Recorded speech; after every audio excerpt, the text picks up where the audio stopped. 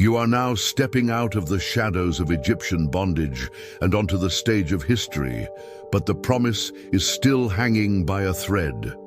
The scripture reveals Ram begat Amminadab, Amminadab begat Nahshon, and Nahshon begat Salmon. This is no ordinary sequence of names.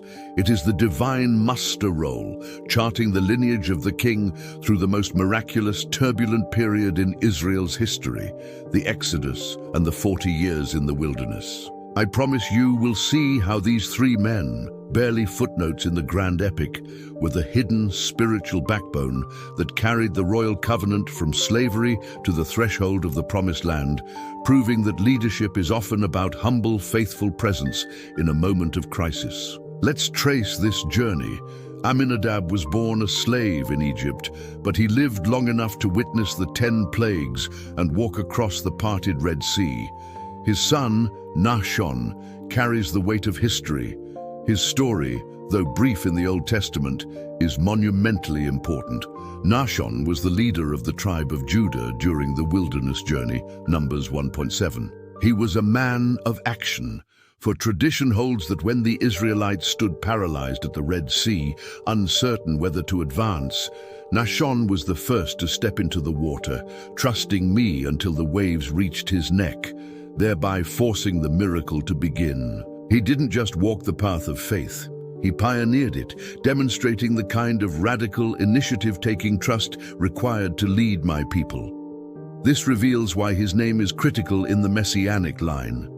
The king must be a pioneer of faith, an ancestor of the one who steps into the water first. The climax of this three-part link arrives with Salmon. Salmon is the bridge, the final connection. He is the one who, decades later, finally leads his family out of the wilderness and into the promised land.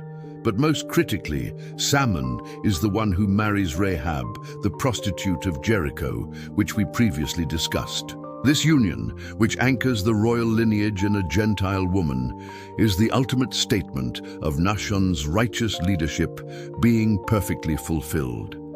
The leader of Judah, the tribe of the scepter, ensures that the blessing of Abraham, salvation for all nations, begins immediately upon entering the promised land. The conclusion is that these three generations, Amminadab, endurance of slavery, Nahshon, pioneering faith in crisis, and Salmon, the bridge to inclusion, were me ensuring that the promise to David would not fail, even when the people were nomads in the desert, lacking a home, a king, or a true kingdom. They were men whose primary role was not spectacular prophecy, but preserving the physical and spiritual link to the Messiah through seasons of chaos.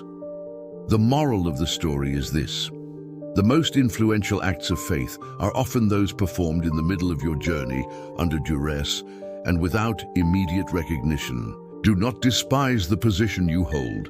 If you are faithful in simply keeping the hope alive and stepping forward when others hesitate, you are doing the essential work of the kingdom.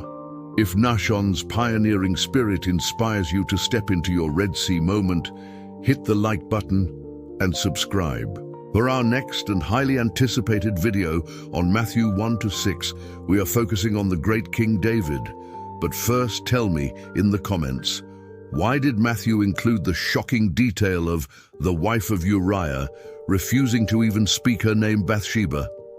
Thank you for seeking my truth.